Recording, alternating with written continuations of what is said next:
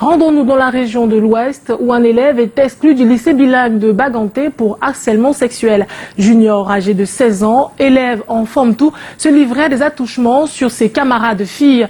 Le proviseur du lycée vient de prendre des mesures pour renforcer la discipline dans l'établissement. Il déplore en même temps l'état de délabrement avancé du lycée. Les précisions dans ce récit de Michael Chipio. Fin de parcours pour ce jeune de 16 ans. Passé spécialiste dans le harcèlement sexuel de ses camarades de classe au lycée bilingue de Baganté, le jeune pervers vient d'être dénoncé par ses compères. Pendant des cours, l'infortuné s'occupait à balader ses mains dans les tenues de ses camarades filles.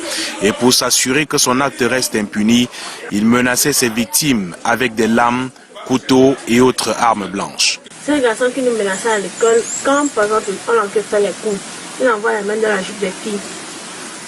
Et aussi, quand on va aller trahir, il dit qu'il va nous poignarder avec le couteau.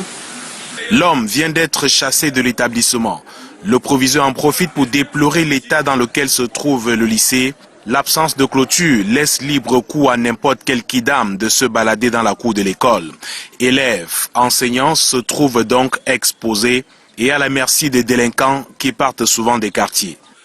Chaque fois, des riverains, des élèves, des délinquants qui s'introduisent de manière frauduleuse dans l'enceinte du campus et commettent, n'est-ce pas, des agressions, commettent des actes graves.